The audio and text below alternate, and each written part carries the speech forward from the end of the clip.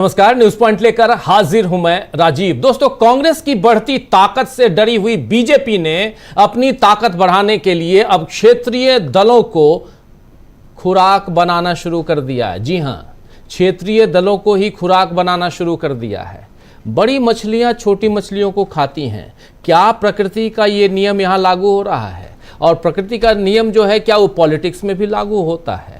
ये बड़ा सवाल है और ये बहुत इंपॉर्टेंट है। क्षेत्रीय दलों को तोड़ रही है बीजेपी, लेकिन साथ साथ ये कब कर रही है? जब कांग्रेस पार्टी की ताकत बढ़ रही है।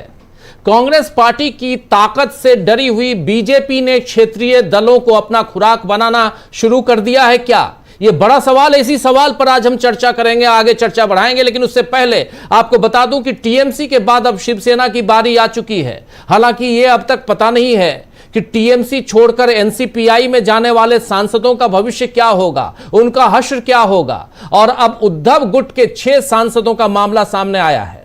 आपको बता दूं कि आज शिवसेना ने पार्टी संसदीय दल की आपात बैठक बुलाई थी, जिसमें ये 6 सांसद नदारद थे। तो अब उन्हें कारण बताओ नोटिस जारी कर दिया गया है। साथ ही पार्टी ने फैसला किया है कि वो लोकसभा अध्यक्ष को यानी ओम बिरला साहब को खत लिखकर संसदीय दल की बैठक में अनुपस्थित रहे सांसदों की सदस्यता रद्द करने की मांग करेगी। लेकिन ये खेल इतना सीधा, सरल और नियमों से बंधा हुआ होता तो बात ही क्या थी। ये सब मोदी और शाह संसद में एनडीए की ताकत बढ़ाने के लिए कर रहे हैं। तभी तो जिन 6 सांसदों ने अपनी पार्टी से गद्दारी की है, उनकी सुरक्षा बढ़ा दी गई है। इन पर संजय राउत भड़क उठे हैं। संजय राउत कौन है? आप जानते हैं, शिवसेना उद्धव गुट से राज्यसभा सांसद हैं। वो भड़क गए, उन्होंने प्रेस कॉन्फ्रेंस की। आइए यहीं से शुरुआत करते हैं। जरा सुन लीजिए यहाँ पर संजय राउत को। पहले लोकसभा का प्रोसेस पूरा होने दो, बाद में आप जाएंगे, सब कुछ करेंगे। ये लड़ाई आप संसद में भी चलेगी, कोर्ट में भी चलेगी और सड़क पर भी चलेगी। और सड़क पर की लड़ाई शुरू हो गई है। मुंबई, महाराष्ट्र में आप देखिए तो सभी जो गद्दार लोग हैं बेईमान, उनकी सिक्योरिटी बढ़ा दी है। पूरा तामझाम। अब भारत की फौज भी लेके आइए, भारत की फौज को उतारिए। यही बाकी है गद्दारों की रक्षा के लिए। हाँ, जिस गद्दारों को गोली मारने की भाषा अनुराग ठाकुर ने की थी, ऐसे गद्दारों को आपकी पुलिस सिक्योरिटी दे रही है। तो गद्दारों को पुलिस सिक्योरिटी दे रही है। जिस गद्दारों को गोली मारने की बात आपके किसने की थी आपको पता ही है। इन्होंने नाम ले लिया, चलिए मैं नाम लेना नहीं चाहता हूं। चलिए आगे बढ़ते हैं। संजय राउत का गुस्सा जायज है। उन्होंने तो इसमें सुप्रीम कोर्ट पर तीखा हमला किया और आरोप लगाया कि महाराष्ट्र में लोकतंत्र का मजाक उड़ाने के लिए सुप्रीम कोर्ट ही सबसे ज्यादा जिम्मेदार है। राउत ने दावा किया कि अदालत के समय पर अगर हस्तक्षेप से मौजूदा राजनीतिक उथल पुथल और शिवसेना सांसदों के बीच विद्रोह को रोका जा सकता था, लेकिन यहां अदालत ने ऐसा विद्रोह होने दिया है और यह सब कुछ अदालत के कारण हुआ है। अदालत अगर हस्तक्षेप करती तो यह नहीं होता। वहीं जिस तरह शिंदे गुट इसे ऑपरेशन टाइगर की सफलता बता रहा है, उससे जाहिर है कि नैतिक मूल्यों का अब सियासत में कोई स्थान नहीं रह गया है, कोई जगह नहीं रह गई है। बताया जा रहा है कि 2 दिन पहले यानी 16 जून को बगावत करने वाले सभी सांसद दिल्ली लाए गए थे और इसी दिन तड़के मुख्यमंत्री एकनाथ शिंदे भी दिल्ली पहुंचे थे। 17 जून को यानी कल, बीता हुआ कल 17 जून को इन 6 सांसदों ने लोकसभा स्पीकर ओम बिरला से मुलाकात की और उन्हें एक हस्ताक्षरित यानी साइंड प्रस्ताव सौंपा। इस खत में सांसदों ने एकनाथ शिंदे गुट के साथ अपने विलय को मान्यता देने की मांग की है। इन सांसदों ने अपने खत में दावा किया है कि उद्धव ठाकरे की अगुवाई वाली पार्टी अपनी मूल विचारधारा से भटक गई है और पार्टी के वरिष्ठ नेता इसका कांग्रेस में विलय करने की योजना बना रहे हैं। ये सभी सांसद अब 20 जून को एकनाथ शिंदे से मुलाकात करेंगे। आप यहां गौर फरमाइए दोस्तों कि शिकायती पत्र में कांग्रेस का नाम लिखा गया है। ये जो 6 सांसद हैं, इन्होंने जो शिकायती खत दिया है ओम बिरला साहब को, उसमें कांग्रेस का नाम लिखा गया है, कांग्रेस का नाम लिया गया है। दरअसल 8 जून को इंडिया गठबंधन की बैठक में यह नजर आ गया कि अब कांग्रेस ही बीजेपी का मुकाबला करने में नेतृत्व कर सकती है। राहुल गांधी का नाम ले लेकर बीजेपी जिस तरह कांग्रेस को घेरती है, उसमें भी बीजेपी का डर खुलकर दिखता है। और कल कोटा की रैली में राहुल गांधी के साथ युवा पीढ़ी यानी जेन-ज़ी ने जो जोश दिखाया, उसमें भी बीजेपी के होश उड़े ही हुए हैं। ये तस्वीर देखिए, इस तस्वीर से होश उड़ना लाजिमी है। और कुछ नहीं तो राहुल की इस बात पर आलोचना बीजेपी कर रही है, उसके समर्थक कर रहे हैं कि राहुल गांधी ने इंग्लिश में भाषण दिया। ऐसे बेतुके आरोप लगाने वाले ये नहीं सोचते कि नीट और जेईई के एग्जाम्स भी अंग्रेजी में ही होते हैं। राहुल ने इंग्लिश और हिंदी दोनों में अपनी बात रखी, और आज की पीढ़ी इतनी भाषा का ज्ञान, इंग्लिश और हिंदी दोनों का ज्ञान तो रखती ही है। अब राहुल ने छात्रों की गूंज को बाकायदा अभियान में बदल दिया है। एक पोस्ट में राहुल गांधी ने जो लिखा है आपके सामने रखता हूं। राहुल गांधी लिख रहे हैं कि अगर पेपर लीक परीक्षा से जुड़ी समस्याओं या ज्यादा फीस की वजह से आपको परेशानी हुई है, अगर इस शिक्षा व्यवस्था ने आपके सपनों को तोड़ दिया है, अगर आपके परिवार ने आपकी पढ़ाई में अपनी जिंदगी भर की बचत लगा दी है, तो छात्रों की गूंज आपकी आवाज है। ये सिर्फ एक कैंपेन नहीं है, ये आपकी मांगों को सीधे सरकार तक पहुंचाने का एक प्लेटफॉर्म है। किफायती शिक्षा, निष्पक्ष परीक्षाएं, सम्मानजनक रोजगार, इस आंदोलन से जुड़े। उसके बाद 3 पॉइंट इन्होंने लिखा है। पहला, नीचे दिए गए लिंक पर क्लिक करें। दूसरा, अपना नाम भरें और अपने विचार साझा करें। और तीसरा, पिटीशन पर साइन करें। बस इतना ही। आपके साइन से यह आंदोलन मजबूत होगा। जितने ज्यादा साइन होंगे, गूंज उतनी ही जोरदार होगी। यह बात यहां राहुल गांधी ने लिखी है। तो युवा पीढ़ी आज की शिक्षा व्यवस्था से वाकई हताश हो रही है, और पिछली पीढ़ी इस हताशा को संभाल नहीं पा रही है। ऐसे में राहुल गांधी ने राजनीति से ऊपर उठकर जो आवाज उठाई है, वो सबके दिलों को छू रही है।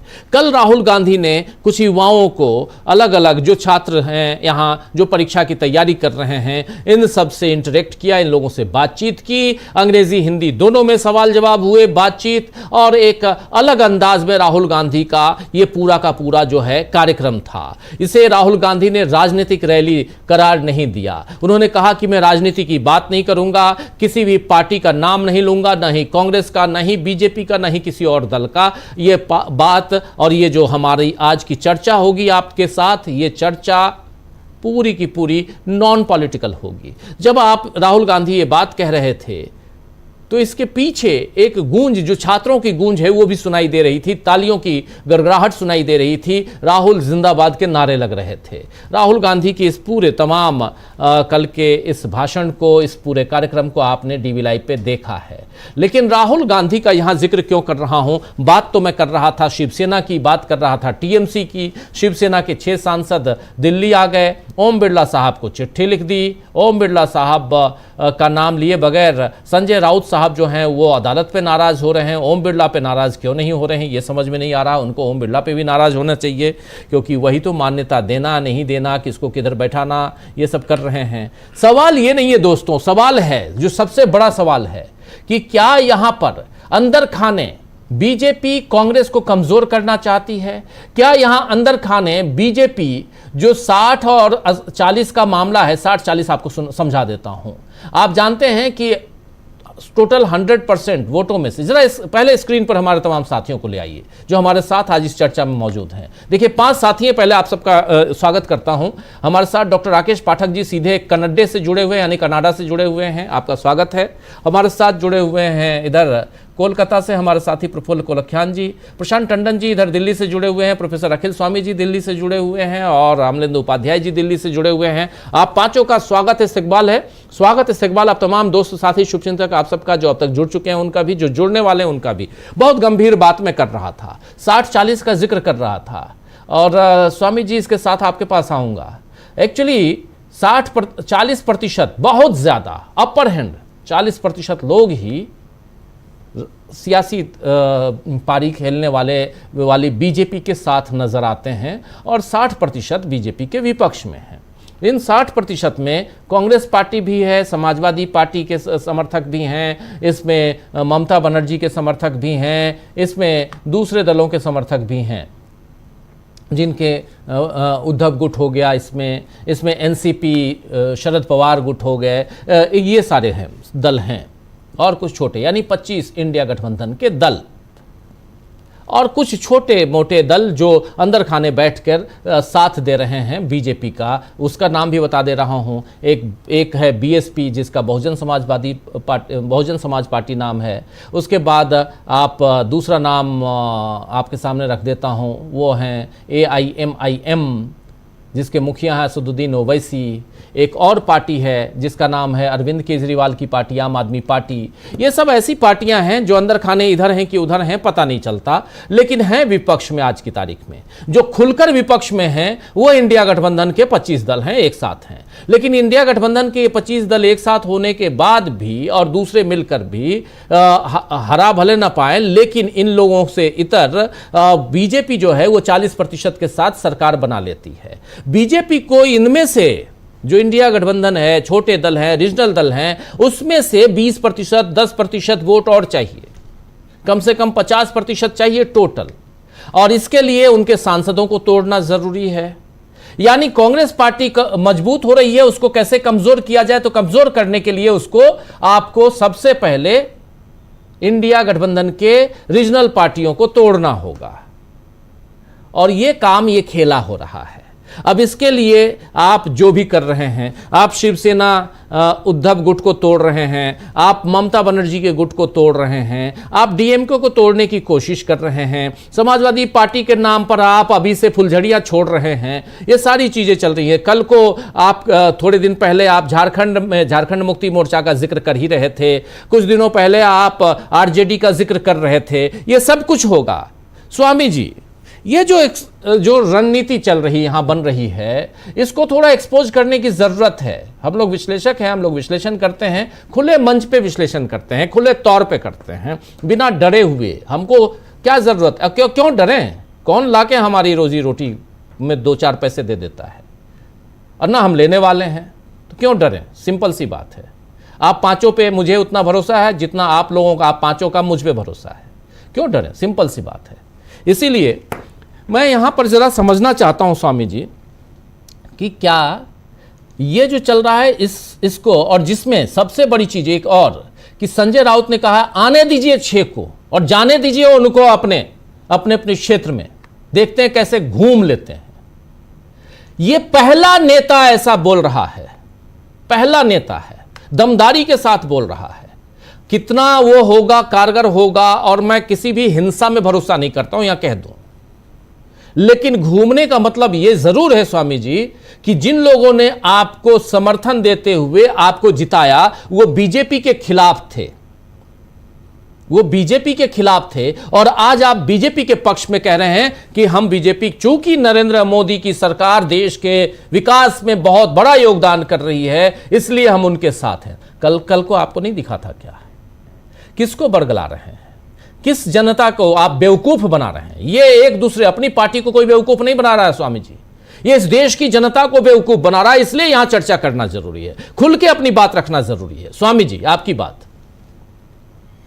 देखिए राजू जी, क्षमा कीजिएगा, जो आपने 40-60 कहा, यह 40-60 नहीं रह गया है, यह अब 30-70 हो गया है जी। ठीक है। जो नीट पेपर लीक हुआ है और बहुत सारे पेपर लीक हुए हैं, इसमें जो भारतीय जनता पार्टी के अंधभक्त थे उनके बच्चे भी हैं, और वो बच्चे अपने माँ बाप से कह रहे हैं, और ये हो सकता है कि जितने बच्चों ने आत्महत्या की है उसमें कई भारतीय जनता पार्टी समर्थक परिवार के बच्चे हों। जो राम मंदिर के अंदर हुआ है राजीव जी, जो पता चला कि वहां पे इतना बड़ी चोरी हुई है, डकैती हुई है। भाई राम मंदिर तो हमारे लाखों करोड़ों लोगों की भक्ति का केंद्र था, आस्था, लोगों ने वहां पे आस्था स्वामी जी, आस्था का केंद्र जी, आस्था का केंद्र था। लोगों ने कार सेवा की थी। जिस व्यक्ति ने कार सेवा की थी, संतोष दुबे ने, वो आके पुलिस में तहरीर दे रहा है, उसकी बात नहीं सुनी जा रही है, और वो कह रहा है कि 8 महीने की सीसीटीवी फुटेज गायब कर दी गई है। वो कह रहा है 1.5 किलो सोना रोज चढ़ता था, वो कहाँ गया कुछ पता नहीं है। मैंने करोड़, तो अब आप ये बताइए राजीव जी, जिन लोगों ने भारतीय जनता पार्टी को इसलिए समर्थन दिया था कि वो भारतीय जनता पार्टी ने भगवान श्री राम का भव्य मंदिर बनवाया, क्या भव्य मंदिर इसलिए बनवाया था कि हमारी आस्था से खिलवाड़ किया जाए? क्या हमारी सनातनी भावना को ठेस पहुंचाई जाए? क्या हमारे जो हमने श्रद्धा भाव से वहां पे भेंट चढ़ाई थी उसकी लूट की जाए? तो देखिए वो 70-30% हो चुका है, नंबर 1। नंबर 2, देखिए ये बात बिल्कुल सही है, मुझे कुछ लोगों की रणनीति बिल्कुल समझ में नहीं आ रही है। देखिए भारतीय जनता पार्टी को तो ये बहुत बैकलैश होगा और इसका बड़ा नुकसान होगा। कारण ये है, देखिए 2027 का उत्तर प्रदेश का चुनाव बहुत ज्यादा महत्वपूर्ण है। इतना ज्यादा महत्वपूर्ण है कि 2029 is dependent on the result of 2027। लेकिन यह बात मुझे नहीं समझ में आ रही है कि जब राहुल गांधी पूरी तरह से युवाओं की समस्या के साथ अपने को आत्मसात कर चुके हैं और कोटा में देख लिया है लोगों ने, सारे विपक्षी दलों ने भी देख लिया है कि किस प्रकार से युवा जनता राहुल गांधी के साथ है। ममता बनर्जी पहली बार कलकत्ता की सड़कों पे हॉकर्स के लिए निकली और डॉली सेन भी उनके साथ निकली, जो राज्यसभा की सांसद हैं। हजारों लाखों लोग सड़क पे उतर गए। इसका माने सारे उत्पीड़न के बावजूद, सारी नृशंसता के बावजूद हजारों लाखों जो वहां पे हॉकर्स को परेशान किया गया है। इसका मतलब यह है कि मैं एक प्रश्न पूछना चाहता हूं, चलिए भारतीय जनता पार्टी जो कर रही है उससे तो वो एक्सपोज हो रही है जनता के सामने, कि जनता ये पूछ रही है कि जहां पे चोरी की बात हो रही है राम जन्मभूमि में, जहां पे पेपर लीक की बात हो रही है, वहां पे आप दूसरे सांसदों को और विधायकों को खरीदने की और लूटने की और खरीद फरोख्त की कोशिश कर रहे हैं। जहां 3 नाविकों की हमारी हत्या हो गई, डोनाल्ड ट्रंप साहब से वहां पे जाके मोदी जी ने कोई प्रोटेस्ट लॉन्च नहीं किया, केवल ये कहा ऐसा नहीं होना चाहिए, और उसके बाद उन्होंने कह दिया कि भाई ये तो होता है, तो बड़ी छोटी मोटी घटनाएं ऐसी तो चलती रहती है। मुझे आज के तारीख में देखिए प्रश्न पूछ रहा है राजीव जी, अखिलेश यादव से प्रश्न पूछना है। 6 महीने के बाद इलेक्शन है, हो सकता है प्रीपोन कर दिया जाए। जब ममता बनर्जी सड़क पे उतर सकती हैं, जब राहुल गांधी सड़क पे उतर रहे हैं, हजारों लाखों लोग उनके साथ आ रहे हैं, और पूरे हिंदुस्तान के अंदर और उत्तर प्रदेश में अखिलेश यादव ट्वीट कर रहे हैं और प्रेस कॉन्फ्रेंस कर रहे हैं। भाई राहुल, इनका अखिलेश यादव ने मेंबर पार्लियामेंट के इलेक्शन में भारतीय जनता पार्टी को अच्छी खासी चोट दी है ना, अपने समर्थकों के साथ, अपने लोगों के साथ। राम जन्मभूमि के अंदर जो ये चोरी हुई है, डकैती हुई है, अवधेश प्रसाद वहां से आपके सांसद हैं, आप हजारों लाखों लोगों को लेके इसके पे प्रोटेस्ट क्यों नहीं करते, सड़क पे क्यों नहीं उतरते? नीट में हमारे बच्चों के साथ जो अत्याचार हो रहा है उसमें अखिलेश यादव सड़क पे क्यों नहीं उतरते? तेजस्वी यादव क्यों नहीं उतरते? मैं तो 10 दिन से कह रहा हूं कि उद्धव ठाकरे क्यों नहीं उतर रहे थे? जब मेंबर ऑफ पार्लियामेंट टूट गए उसके बाद आपको ये चीज सोच में आ रही है।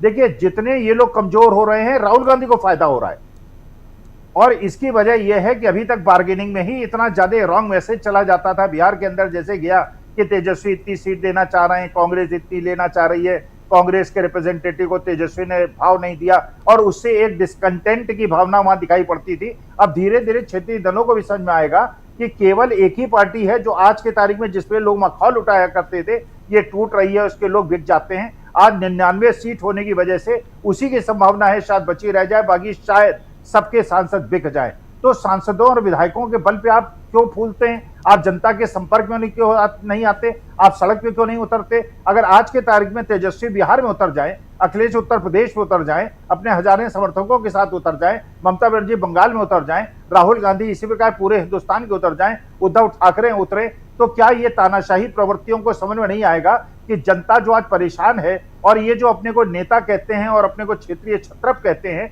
ये बाहर निकल के क्यों नहीं आंदोलन चला सकते? अरे 2-4 लाठी पड़ेंगी, 2-4 दिन जेल में रहना, तो जनता जो बेचारी, उनके बच्चे जो है आत्महत्या कर रहे हैं, उनके खर्चे नहीं चल रहे। आज एक वीडियो में देख रहा था, ये समोसे और चाट बनाने वाले बेचारे जो हलवाई है, जो बिहार उत्तर प्रदेश से आए हैं, वो कह रहे हैं हमारे महीने का किराया नहीं निकल रहा है क्योंकि गैस की कीमत इतनी ज्यादा बढ़ गई है। लोग जो है, बच्चे, स्टूडेंट जो है, दिल्ली छोड़ के अपने गांव चले गए, क्योंकि जहां 10,000 खर्चे में उनका काम चलता था, 14-15 हजार खर्चा हो गया, जो उनके माँ बाप नहीं भेज पा रहे हैं। जब इतना ज्यादा डिस्कंटेंट है, तो ये क्षेत्रीय दल के छत्रप अपने घर के अंदर क्यों बैठे हुए हैं? तो राहुल गांधी ने, चलिए डीबी लाई की बात सुन ली, हमारी बात सुन ली, सड़क पे उतर आए, उन्होंने देख लिया कि जनता उनके साथ है, समाज उनके साथ है। लेकिन ये जो क्षेत्रीय दल के लोग हैं, अगर 2027 का चुनाव अखिलेश यादव हार गए, जिसकी बहुत बड़ी संभावना है, अगर ये सड़क पे नहीं उतरेंगे और चुनाव आयोग के माध्यम से, चुनाव के माध्यम से जीतना चाहेंगे, 2027 का चुनाव अगर अखिलेश यादव रह गए, इनके लोग छोड़ देंगे इनको, और 2029 में कोई चांस नहीं बचेगा।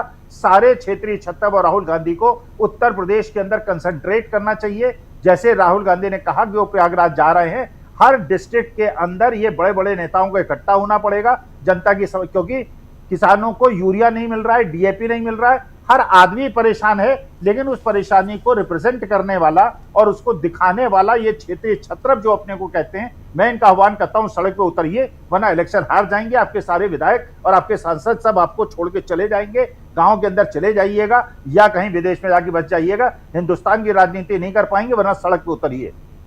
जी जी, सड़क पे उतरना यही तो सियासत है और जिसमें आपको उतरना तो पड़ेगा। लेकिन प्रशांत जी, यहाँ मामला जो है ये, चलिए वो 60-40 का हो या 30-70 का हो, यहाँ एक गंभीर सवाल पैदा होता है कि रीजनल पार्टियों को, देखिए रीजनल पार्टियों में जिनको जिनको हराकर किनारे लगाना था बीजेपी लगा चुकी 2024 के चुनाव के बाद से, जिसमें और ख़ासकर 24 के चुनाव में ओडिशा के मुख्यमंत्री आज कहाँ हैं? नवीन बाबू कहीं दिखाई नहीं देते, नवीन पटनायक, पार्टी गई ख़त्म। ऐसी बहुत ढेरों पार्टियाँ, वो सब आप लोग जानते हैं। कहाँ है बीआरएस के चंद्रशेखर राव, के सीआर दिखाई नहीं दे रहे हैं, सुनाई नहीं पड़ रहे हैं। तो ऐसे हैं। लेकिन दूसरी तरफ में ज़रा हम लोग जो शुरुआत में कह चुका हूं, जिसको थोड़ा और एलोब्रेट करने की कोशिश कर रहे थे हमारे साथी स्वामी जी, ज़रा यहाँ इस स्ट्रेटजी को थोड़ा ओपन करने और एक्सपोज करने की ज़रूरत है, जिसमें अलग अलग सांसदों को, विधायकों को तोड़ना वो हो गया। वहाँ पश्चिम बंगाल में हो सकता है आने वाले समय में विधायकों पे की भी बारी आएगी, लेकिन सांसदों को तोड़ने की कहानी क्या है? इससे क्या सिर्फ संसद में अपना दलबल मजबूत करना, अपने पक्ष में 2/3 बहुमत लेके आना, इतना मात्र ही है? या जो बात मैं शुरुआत में कह रहा था कि यहाँ से एक तरफ कांग्रेस की ताकत बढ़ रही है, तो कांग्रेस को रोकने की प्लानिंग, क्योंकि कांग्रेस के साथ ये सारे क्षेत्रीय दल अगर रहते हैं तो कल को सत्ता परिवर्तन हो जाएगा, उससे रोकने की सियासत है।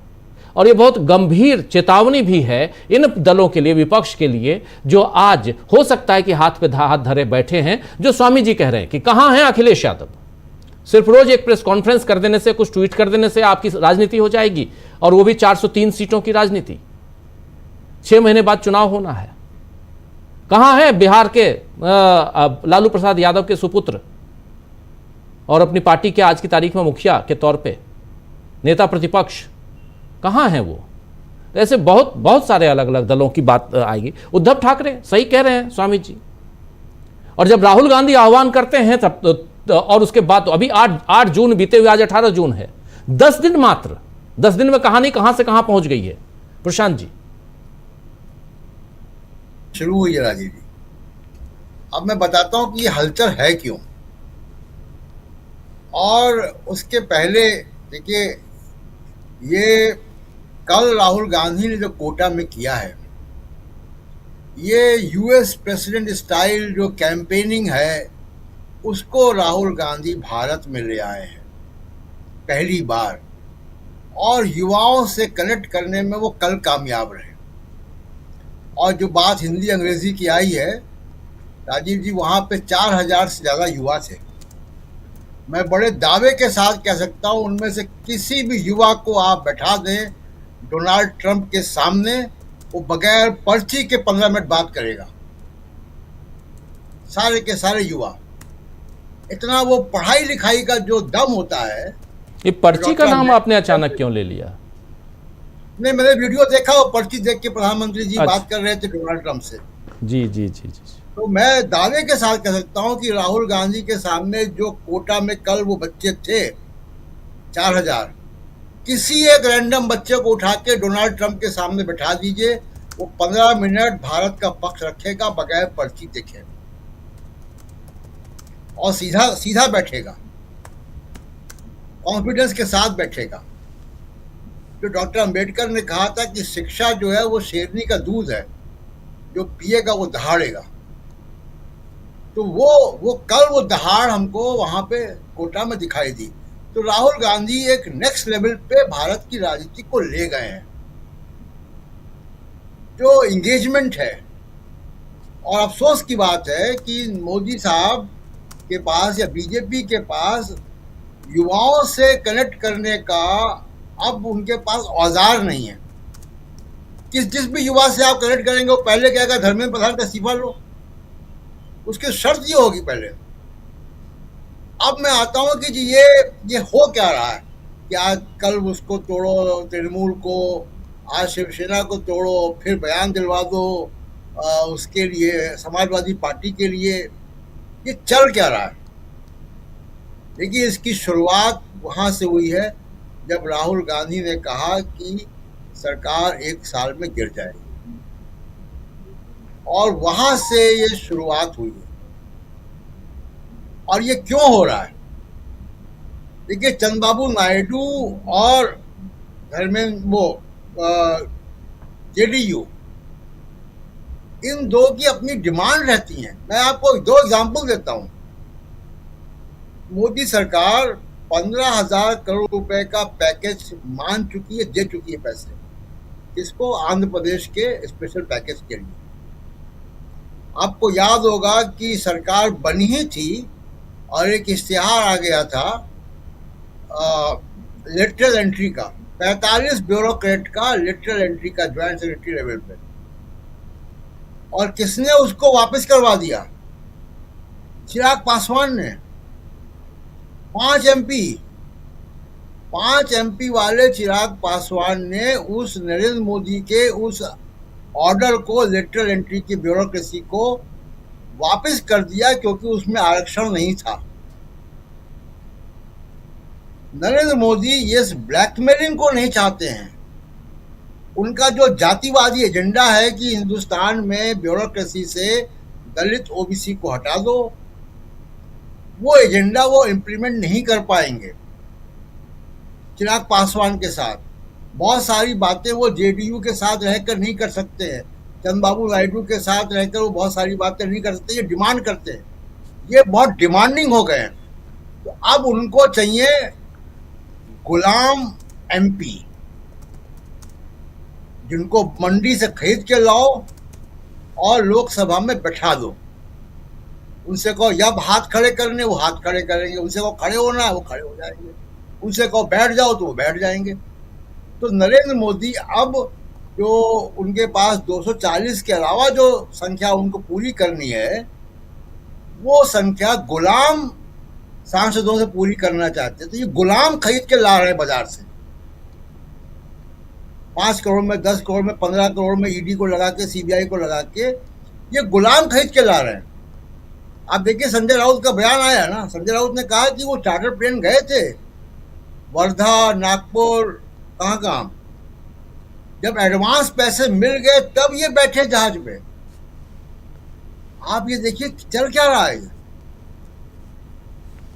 कि ये मंडी लगी हुई है, और इस मंडी में तो बेसिकली स्ट्रेटेजी राजीव जी ये है कि गुलाम एमपी से बहुमत पूरा करो। बीजेपी के लोग सब गुलाम है। किसी बड़े से बड़े नेता की हिम्मत नहीं है नरेंद्र मोदी के सामने सीधा भी खड़ा हो जाए, कोई बयान भी दे दे, कोई एक विज्ञापन भी छाप दे कि मैंने उद्घाटन किया है इस बात का। किसी की हिम्मत नहीं। अब जो बाहर के लोग हैं, क्योंकि समर्थन चाहिए, तो उनको ये स्ट्रेटेजी है कि एक बगैर रीढ़ के मंडी से खरीदे हुए सांसद को लोकसभा में ला के बैठा दो, और उनको जब कहोगे वो कठपुतली की तरह नाचेंगे। उनको कहो वेल में आना, वेल में आ जाएंगे। उनको कहो बाहर जाके बयान देना, बयान दे देंगे। उनको तख्तियां दे दो कि वो तख्ती लेके खड़े हो जाएंगे। अब लेकिन राजीव जी, नंबर गेम रहा नहीं है। मैं बार बार कह रहा हूँ कि देश ये स्थिति में आ गया है कि अब नंबर गेम नहीं है, पहली बात। दूसरी बात, जैसे मान लीजिए बंगाल का उदाहरण लें, आपने ममता बनर्जी की पार्टी को तोड़ दिया। बीजेपी को एसआईआर करके, लेवल प्ले फील्ड डिस्टर्ब करके, पुलिस लगा के, दुनिया भर के ज्ञानेश कुमार को लगा के आपने चुनाव लड़ा वहां पे। उसके बाद भी आपको 45% वोट मिला। 55% लोगों ने बंगाल के आपको वोट नहीं दिया है।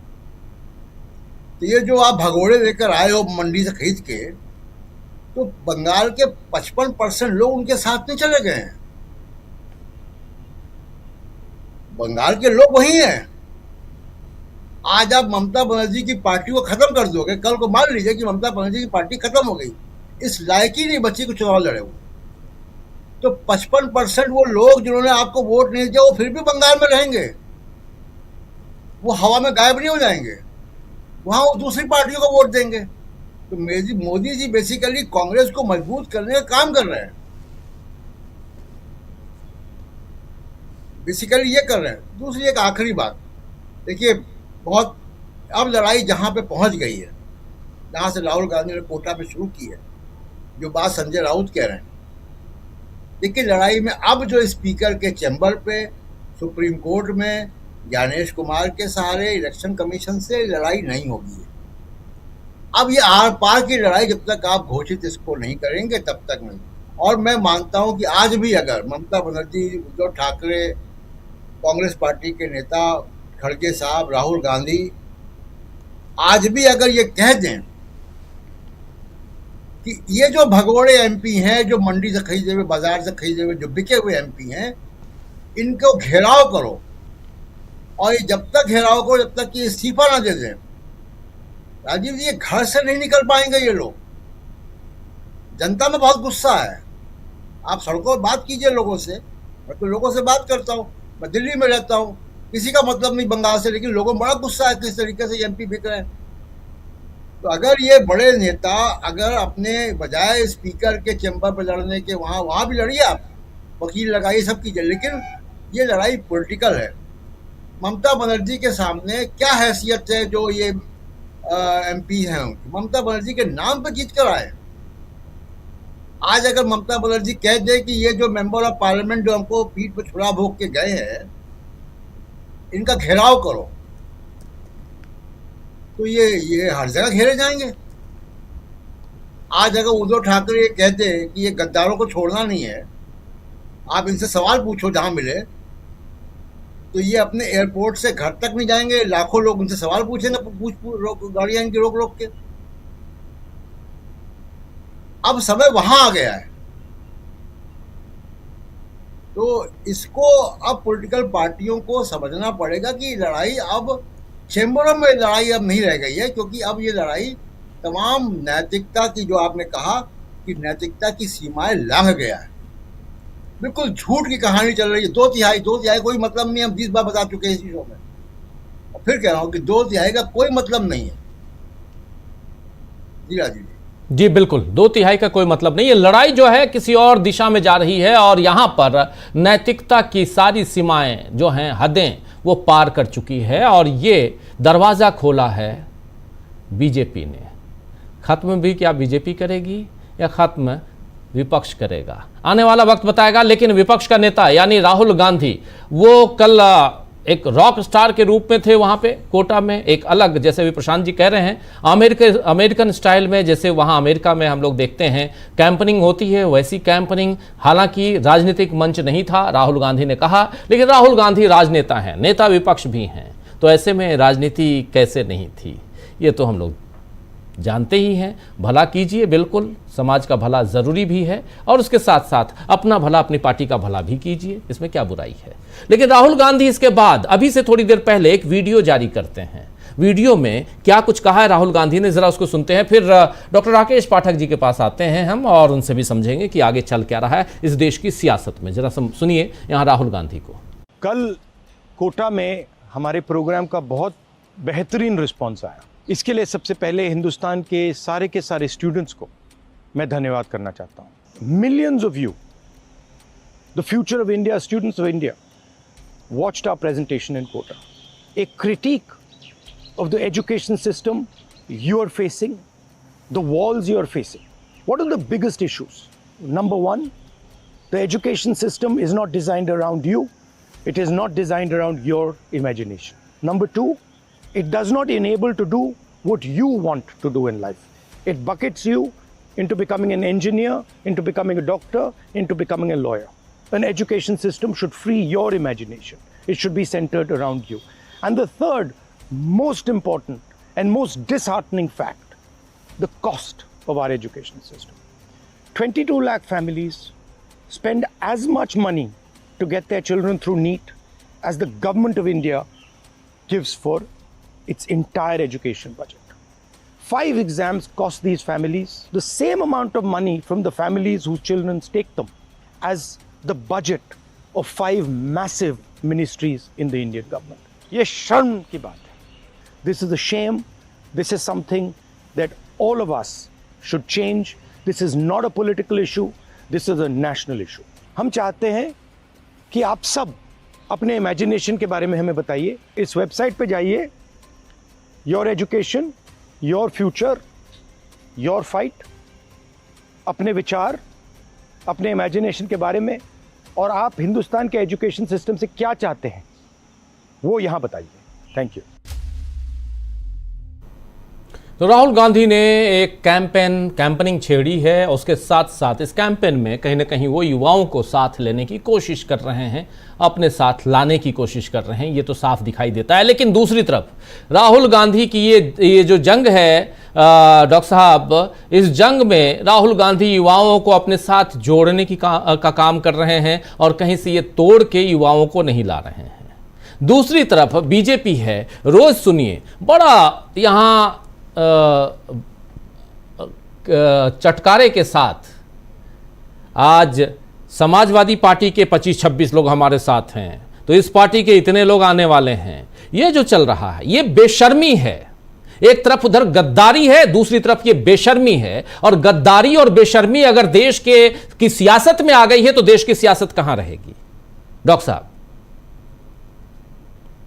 राजीव जी, वो पर्ची वाली बात थोड़ी सी कर लें, फिर हम इस मुद्दे पर आएंगे। प्रशांत जी ने किसी पर्ची का जिक्र किया।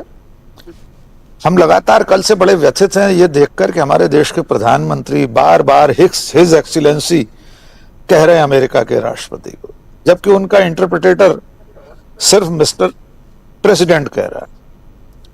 हम परदेश में यहाँ और यूरोप से कई मित्रों के फोन आए, संदेश आए हैं कि क्या सचमुच में भारत के प्रधानमंत्री की अब इतनी सी हैसियत बची है कि वो राजशाही के प्रतीक संबोधनों के साथ अमेरिका के राष्ट्रपति का संबोधन दें?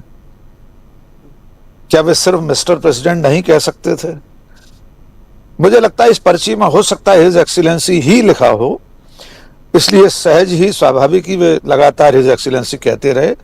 पर इस पर देश के लोगों को जरूर विचार करना चाहिए कि हम कहां पहुंच गए हैं।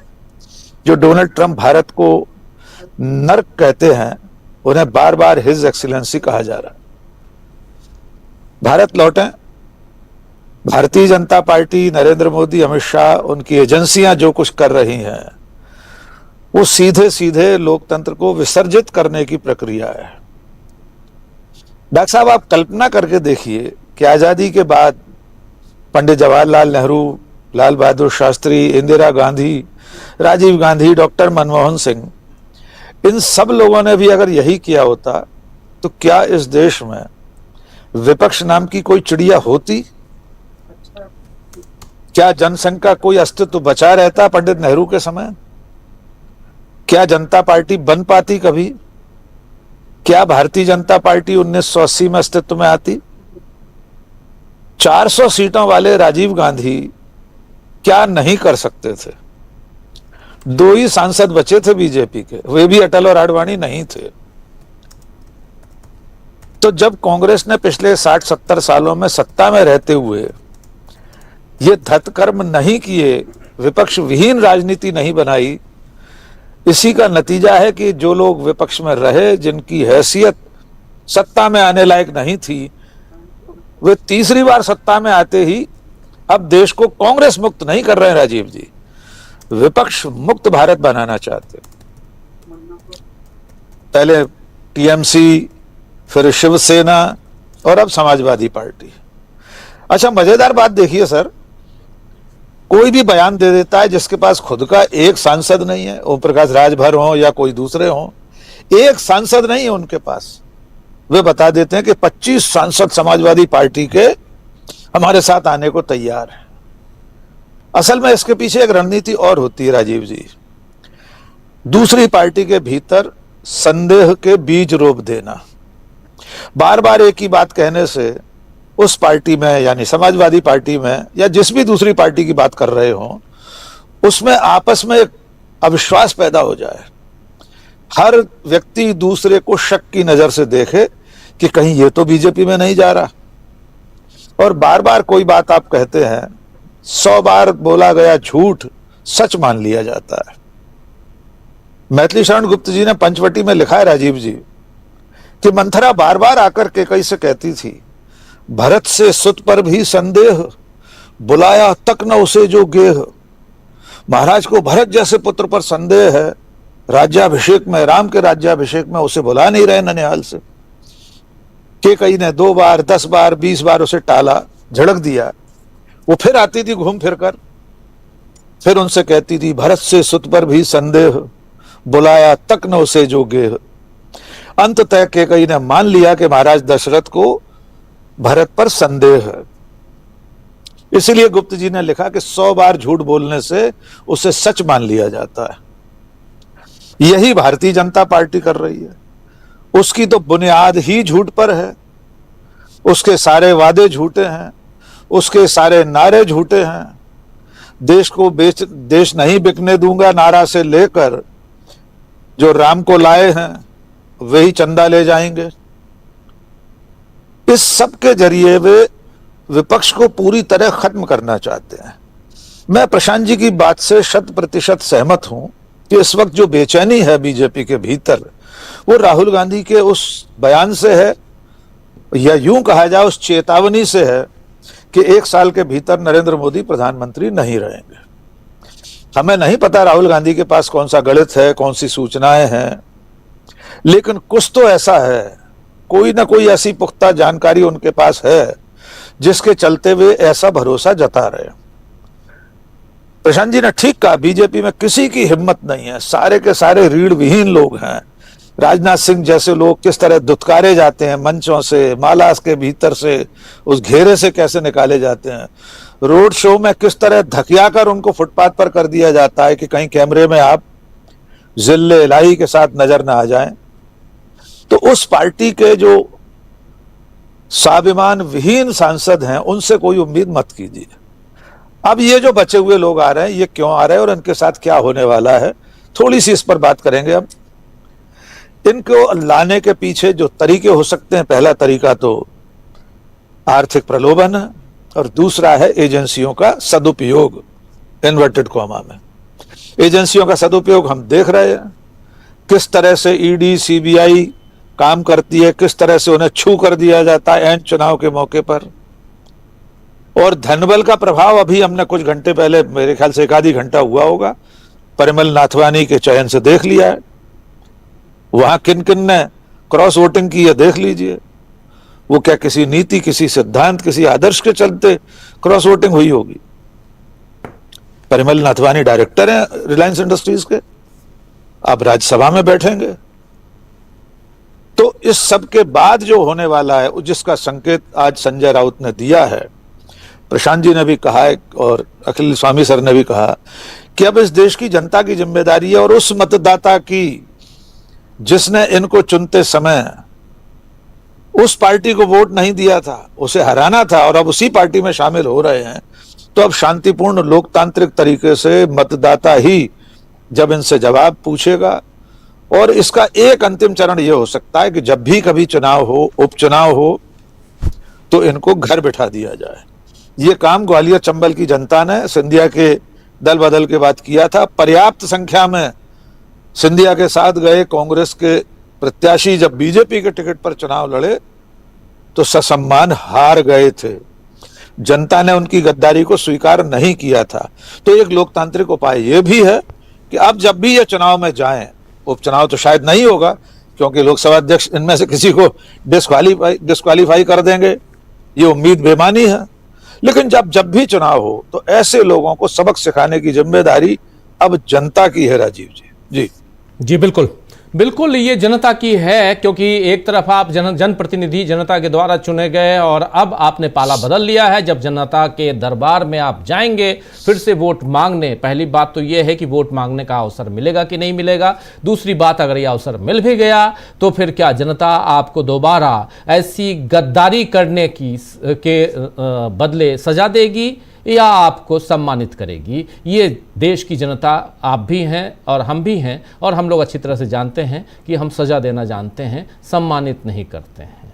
लेकिन यहाँ पर जरा जल्दी से अमलेंदु जी आपके पास, फिर प्रफुल्ल जी आपके पास आता हूँ। अमलेंदु जी, बात यहाँ सिंपल सी नहीं है, बहुत टेढ़ी बात दिखाई दे रही है कि आखिर एक राज्य दर राज्य, पार्टी दर पार्टी, वहाँ से सांसदों को तोड़ने की जो ये कहानी चल पड़ी है, इसके पीछे आपको क्या लगता है? अभी तो समाजवादी पार्टी की बात हो रही है, सुनने में डीएमके के 22 सांसद हैं, उनका जिक्र भी आ रहा है। तो ये चलता रहेगा, ये कहानी कहाँ जाके रुकेगी? डीएमके के 22 सांसद, उनको भी ऑफर दे दिया गया है कि आप चुपचाप आ जाइए हमारे साथ, या वरना 2/3 तो हम लेके आ ही जाएंगे। और देख लीजिए हश्र क्या हुआ ममता बनर्जी का, देख लीजिए हश्र क्या हो रहा है इधर उद्धव ठाकरे का। ऐसे ही और भी बहुत सारे नमूने ऑलरेडी हैं सामने, एग्जाम्पल्स हैं सामने। इसलिए लेकिन इसके पीछे क्या हो सकता है, आप क्या देखते हैं आप? ये सिर्फ और सिर्फ क्या डिलिमिटेशन बिल, एक राष्ट्र एक चुनाव, वन नेशन वन इलेक्शन, या ऐसी चीज़ें, या इसके पीछे कांग्रेस को कमज़ोर करने की स्ट्रेटजी? लोगों को लगता है कि इससे कांग्रेस मजबूत हो रही है, लेकिन क्या इससे कांग्रेस सचमुच मजबूत हो रही है या कमज़ोर हो रही है? या कांग्रेस खुद ब खुद, मैं 2 पैरेलल बातें चल रही हैं अमलिंदु जी। एक, कांग्रेस खुद ब खुद मेहनत से, राहुल गांधी सड़कों पे हैं, जो आप सब अच्छी तरह से जान रहे हैं, और आज से नहीं है, लगातार हैं। पिछले 2022 से तो वो रुके ही नहीं हैं, अथक बिल्कुल चल रहे हैं। तो राहुल गांधी की अपनी स्ट्रेटेजी, जिसमें अभी आपने उनका वीडियो भी देख लिया, वो उससे परेशान बीजेपी।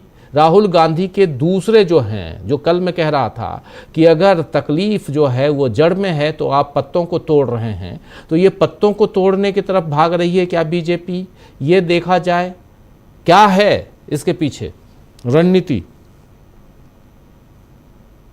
फौरी तौर पे जो रणनीति दिखाई पड़ती है वो तो दिखाई यही पड़ती है कि जैसा प्रशांत जी ने भी कहा कि राहुल गांधी ने जब कहा कि 1 साल में सरकार गिर जाएगी या इमरजेंसी लगेगी, तो उससे मोदी जी घबराए और उसके बाद ये सब कार्यक्रम शुरू हो गया।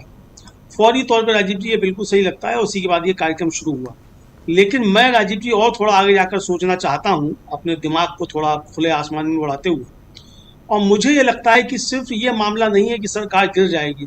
आरएसएस के 100 साल राजीव जी पूरे हो चुके हैं, और 100 साल पूरे होने पर उनको हिंदू राष्ट्र का तोहफा मोदी जी को देना था। वायदा करके आए थे कि आपके 100 साल पूरे होने पर हिंदू राष्ट्र का तोहफा दिया जाएगा, और इसीलिए थोड़ा वो लोकसभा चुनाव के दौरान 400 पार का नारा भी दिया गया था कि 400 पार होंगे तो संविधान बदला जाएगा। राहुल गांधी ने उसको भांप लिया था, तो उसको मुद्दा बना दिया कि संविधान बदलना चाहते हो, संविधान बदलने से चूक गए, 240 पे आकर अटक गए। तो अब राजीव जी इसके पीछे असली मंशा जो है, मतलब वो चाहे डिलिमिटेशन के जरिए हो चाहे किसी के जरिए हो, असली मसला यही है कि ये संविधान इनको खत्म करना है। चूंकि ये संविधान आरएसएस के एजेंडे के आड़े आता है, तो इसलिए संविधान किसी भी तरीके से खत्म करना है। असली मकसद राजीव जी ये है, बाकी सारे जो है वो साध्य नहीं है बल्कि साधन है। मतलब कि ये तोड़ फोड़ करना, 400 पार करना, डिलिमिटेशन करना, ये सब आरएसएस का एजेंडा पूर्ण करने के साधन हैं। साध्य इनका वही है कि इस संविधान को खत्म करना है। यानी आरएसएस का लक्ष्य राजीव जी, जिस दिन से संविधान बना है और जिस समय संविधान बन रहा था, उस समय से आरएसएस इस संविधान के खिलाफ रहा है। तो ये इस संविधान को पूरी तरीके से बदलना चाहते हैं, इसको खत्म करना चाहते हैं, और उस तरफ राजीव जी बढ़ना चाहते हैं। आपको याद होगा राजीव जी कि जिस समय लोकसभा चुनाव के परिणाम आए थे, और उस समय भी हम लोग चर्चा कर रहे थे कि 240 पे आके मोदी जी अटक गए हैं, कुछ कमजोर होंगे। उस समय मैंने टिप्पणी की थी कि 300 के पार वाला नरेंद्र मोदी जो है और 240 वाला नरेंद्र मोदी जो है, इसमें 240 वाला नरेंद्र मोदी 300 के पार वाले नरेंद्र मोदी से ज्यादा खतरनाक है। और ये राजीव जी हमने पूरी दुनिया के इतिहास में देखा कि हिटलर भी जब आया था तो अल्पमत का ही आया था, नरेंद्र मोदी भी जब अल्पमत में आए हैं तो ज्यादा खतरनाक साबित हो रहे हैं इस संविधान को नेस्तनाबूद करने के हिसाब से भी। मतलब लोकसभा चुनाव के बाद से राजीव जी जितने भी काम इस सरकार ने किए हैं, वो सारे काम जो हैं वो संविधान को धता बताने के हैं। अब प्रियांक खड़गे जो कह रहे हैं कि वो आरएसएस जो है वो अपना वो क्यों नहीं कराता, रजिस्ट्रेशन क्यों नहीं कराता, और क्यों जो है वो हिसाब किताब नहीं देता, अब नहीं होगा तो हम कार्रवाई करेंगे। अरे कार्रवाई क्या करेंगे भाई, न्यायपालिका में तमाम उनके लोग बैठे हुए हैं। राहुल गांधी खुद इस बात को कह रहे हैं। और आपको याद होगा राजीव जी, राहुल गांधी जब विदेश गए थे तो राहुल गांधी से पूछा गया ईवीएम को लेकर सवाल लेकर, तो उन्होंने कहा था कि अकेला मसला ईवीएम नहीं है, ईवीएम इसमें एक मसला है, पूरा जो सिस्टम है उससे इस समय लड़ाई है और उसके ऊपर आरएसएस का कब्जा हो चुका है। और राहुल गांधी अभी भी यही कह रहे हैं। 8 जून को जब उन्होंने अपना भाषण दिया इंडिया गठबंधन की बैठक में, उस समय भी उन्होंने कहा कि इन्होंने सारे सिस्टम पर कब्जा कर लिया है, संस्थाएं सब इनके अंदर इनके कब्जे में आ गई हैं। लड़ाई जो है इसलिए कठिन है और इसलिए अब जो साधन अब तक काम करते थे वो साधन काम नहीं करने वाले हैं। तो राजीव जी, राहुल गांधी ने तो पकड़ लिया है कि आरएसएस का एजेंडा क्या है। नरेंद्र मोदी को जो आरएसएस से वायदा किया था वो वायदा पूरा करना है और इसलिए जो है वो इस संविधान को नेस्तनाबूद करने की पूरी कोशिश कर रहे हैं। और इसीलिए ये जो तोड़फोड़ की जा रही है ताकि डिलिमिटेशन पास कराया जाए। एसआईआर लगभग हो ही जाएगा जब तक ये पास होगा डिलिमिटेशन। उसके बाद फिर 400 पार का नारा जो है वो पार किया जाए और उसके बाद फिर संविधान को पूरी तरीके से बदल दिया जाए। राजीव जी, जब समाजवादी पार्टी और तृणमूल कांग्रेस और टीएमके अगर इन सबको तोड़ने में कामयाब हो जाती है बीजेपी, तो इसके बाद राजीव जी जो चुनाव में जीत कर आएंगे भी तो उनके ऊपर कौन भरोसा करेगा। जो चुनाव में जाएंगे जनता उनके ऊपर क्या भरोसा करेगी कि ये जीत कर आने के बाद बीजेपी में नहीं जाएंगे। तो एक ये चीज भी पैदा कर रही है भारतीय जनता पार्टी कि आप जिसको भी खड़ा करें उसके ऊपर हम जनता का ही विश्वास पैदा कर दें कि भाई जीत के तो सभी चले जाते हैं बीजेपी में। और ओवैसी कह भी रहे, आपने ओवैसी का भी नाम लिया था एआईएमआईएम का, वो कह भी रहे हैं कि देखिए सब जो है जीत कर तो चले जाते हैं, कौन बीजेपी की भी पार्टी है। तो यानी एक लक्ष्य जो है वो ये भी तैयार कर लिया गया है कि विपक्ष को, खासतौर से जो क्षेत्रीय दल हैं, उनको इतना जो है कर दिया जाए कि भाई इनके तो सब बिक जाते हैं, ये सब बीजेपी में चले जाते हैं, 2/3 भी चले जाते हैं तो 100% भी चले जाएंगे। तो ये राजीव जी मुझे लगता है कि ये धीरे धीरे उस तरफ बढ़ रहे हैं और लक्ष्य इनका एक है किसी भी तरीके से कि इस संविधान को बदला जाए और ये उस तरफ बढ़ते हुए राजीव जी नजर आए। जी जी, लक्ष्य क्या है और किधर बढ़ते हुए नजर आ रही है बीजेपी, और इधर पैरेलली कांग्रेस पार्टी क्या कर रही है, राहुल गांधी क्या कर रहे हैं, और इसके पीछे की कहानी क्या है। पार्टी यानी तोड़ फोड़ की जो सियासत है उसमें कैसे बीजेपी एक्सपोज हो रही है। शुरुआत इसकी हुई है पश्चिम बंगाल से। पश्चिम बंगाल से हमारे साथी प्रफुल्ल कोलख्यान जी हमारे साथ बने हुए हैं। कल ममता दीदी सड़क पे थीं और आज कल हाईकोर्ट ने बड़ा ही सख्त टिप्पणी की थी। कहा था कि आपके पास 78 लोगों का नाम वो आया और उसमें कहा गया कि इनको विपक्ष का नेता घोषित कीजिए, आपने नहीं किया, आप लेकर बैठे रहे और 54 लोगों का नाम आया या 58 लोगों का नाम आया, ऋतुव्रत बनर्जी लेकर आए और उनको आपने विपक्ष का नेता कैसे घोषित कर दिया। आज आपको पता है फैसला क्या आया है? फैसला ऋतुव्रत बनर्जी के पक्ष में आया है। टिप्पणी कुछ और, फैसला कुछ और। मतलब ये मान के चले कि अगर सख्त लहजे में सरकार के खिलाफ कोर्ट टिप्पणी कर रहा है तो फैसला जो है सरकार के पक्ष में आएगा। ये पिछले 4-5 साल से, माफी चाहूंगा माननीय हमारे सुप्रीम कोर्ट, हाई कोर्ट, जितने भी कोर्ट हैं उनके जजेस, लेकिन चूंकि ये ट्रेंड यही है इसलिए कहना पड़ रहा है। यही ट्रेंड दिखाई दे रहा है और लगता है कि अरे बिल्कुल क्या बात कही है, बिल्कुल सही है। प्रशांत जी कुछ जोड़ना चाह रहे हैं क्या? प्रशांत जी। जी, मैं प्रफुल्ल जी को सुन लेता हूं, मैं कोर्ट की बात करूंगा जब मैं आऊंगा तो। जी जी ठीक है प्रफुल्ल जी। जो इसके दोषी है वो कोर्ट ही है। जी, संजय राउत ने आज खुल के कहा है और हम लोग बात कर रहे हैं और इतनी इजाजत तो है ही, हमारा संविधान इतनी इजाजत देता है कि हम कम से कम आलोचना करें। हम तमीज के साथ आलोचना करते हैं, हम दायरे में रह के आलोचना करते हैं, लेकिन आलोचना करना पड़ेगा। डॉक्टर साहब कुछ जोड़ना चाहते हैं फिर प्रफुल्ल जी? बिल्कुल कर सकते हैं सर। आप कम से कम ये तो नहीं कह रहे निशिकांत दुबे की तरह कि सुप्रीम कोर्ट गृह युद्ध के लिए जिम्मेदार है, सीजेआई भारत में चल रहे गृह युद्ध के उत्तरदायी हैं। जब उनका कुछ नहीं किया तो हमारा आप ये तो कह ही सकते हैं कि सुप्रीम कोर्ट के फैसले सत्ता का मुंह देखकर होते हैं। जी जी बिल्कुल। तो एक तो ये फैसला आज का और बड़ा आश्चर्यजनक है, और ये भी तब से जिस दिन मीनाक्षी नटराजन के फैसले पर जो कुछ हुआ है उसके बाद से तो माफी चाहूंगा भरोसा उठ गया, बिल्कुल भरोसा। अब कोर्ट पे भरोसा नहीं रहा, जिस पे बिल्कुल लगता था कि हाँ कोर्ट भरोसेमंद है, तो उस दिन के बाद से भरोसा उठ गया है। लेकिन ये भरोसा बनाना भी तो कोर्ट का काम है कि भरोसा बना रहे। प्रफुल्ल जी, ये जो शुरुआत हुई है पश्चिम बंगाल से, इसका अंत कहाँ होने जा रहा है, लेकिन ये शुरुआत क्यों हुई है, जरा इसी के को हम कुरेदने की कोशिश कर रहे हैं प्रफुल्ल जी। तोड़ने की शुरुआत में कह रहा हूं, तोड़ने की। जी नमस्कार, नमस्कार सर सभी साथियों को। ये भरोसा बहुत ही महत्वपूर्ण शब्द हो गया है। हमने तो सुना एक वीडियो में कि प्रधानमंत्री ट्रंप साहब के पास भरोसा तलाश रहे थे, ट्रस्ट कुछ बोल रहे थे। अब पता नहीं सच है कि झूठ है, विदेशी मामला है, पाठक सर वहां है, वो जानते होंगे कि उधर ट्रस्ट का क्या मामला चल रहा है। लेकिन ये भरोसाहीनता और ट्रस्ट डेफिसिट तो इन्होंने लाया है। और रही बात भारतीय जनता पार्टी या आरएसएस और जनसंघ, तो ये तो कभी भरोसे के काबिल थे ही नहीं। अब देखिए 1915 में हिंदू महासभा बनी थी, तो उसने अपने नाम के साथ हिंदू महासभा रखा, कहा कि हाँ हम हिंदू हित की बात करेंगे। लेकिन ये वहां से धोखेबाजी करके, जानते हैं हेडगेवार को हिंदू महासभा के लोग क्या कहते थे? बिट्रेयर कहते थे। यहां आकर के इन्होंने राष्ट्रीय स्वयंसेवक संघ बना लिया, तो क्यों नहीं हिंदू स्वयंसेवक संघ बनाया? और जब अलग हुए थे तो हिंदू जनता पार्टी रखते ना, भारतीय जनता पार्टी नाम क्यों रख लिया? अपना नाम तो ये बदल लेते, पूरे शहरों का नाम बदल रहे हैं। अगर राष्ट्र के आगे हिंदू लगाना है तो पहले अपने नाम के आगे हिंदू लगा लेना। किसको धोखा में डालते हैं? तो शुरू से आखिर तक तो इनकी पूरी की पूरी राजनीति धोखेबाजी की है, धूर्तता की है। और एक नहीं कई उदाहरण है।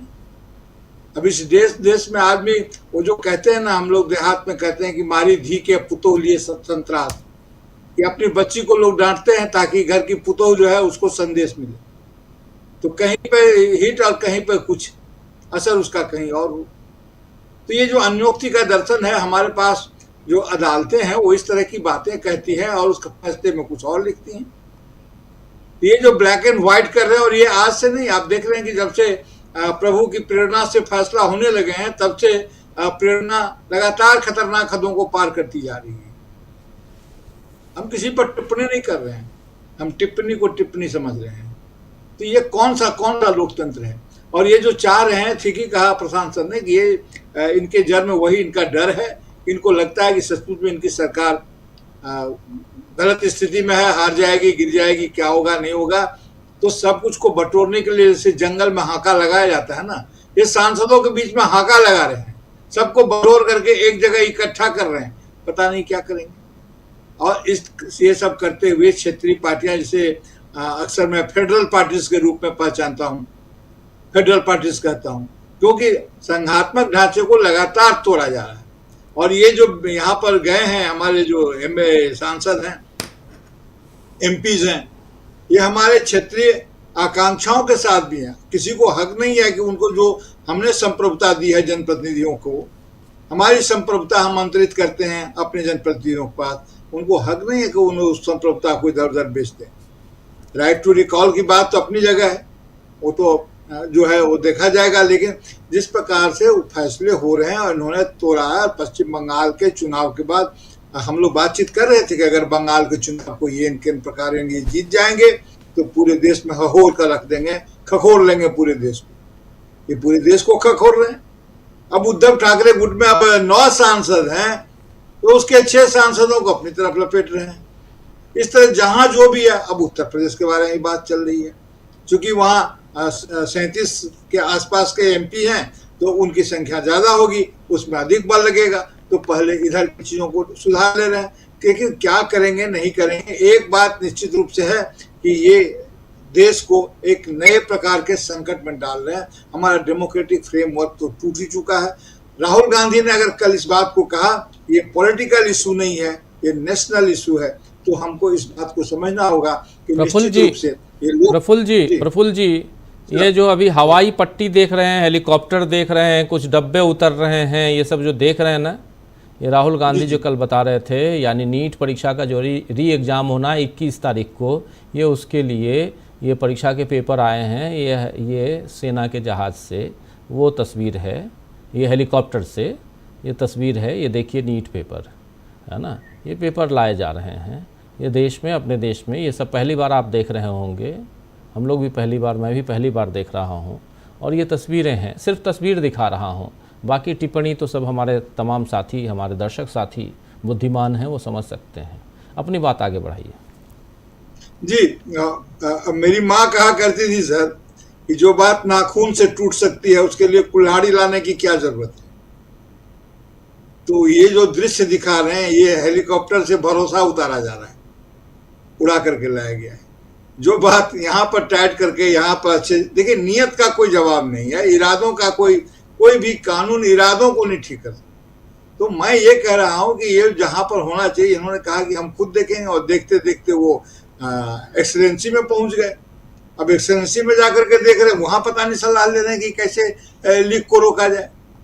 तो ये अद्भुत है, जिन लोगों को देखने का दायित्व दिया था उन लोगों को क्यों नहीं देख रहे हैं, क्यों नहीं मंत्री, हालांकि पूरा सिस्टम ही इसके लिए जिम्मेवार है, लेकिन क्यों नहीं शिक्षा मंत्री कम से कम इस्तीफा दे करके लोकतंत्र की लाज बचा रहे हैं, क्यों नहीं अपनी असफलता स्वीकार कर रहे हैं। उनकी असफलता को अगर वो नहीं स्वीकार करेंगे, अपनी विफलता नहीं स्वीकार करेंगे, तो पूरी सरकार को विफल बनाने की सूचना होगी, और ये हो रही है।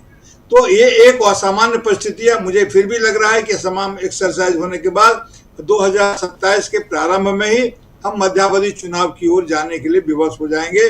मानसून सत्र के बाद वह स्थिति आ जाएगी। मुझे तो कहने की इजाजत दीजिए, मुझे तो यह भी लगता है कि डिलिमिटेशन को प्लेस करते समय या उसमें कोई ऐसा कानून भी आ सकता है कि जब तक डिलिमिटेशन का काम पूरा नहीं होता है तब तक इस देश में चुनाव नहीं होंगे।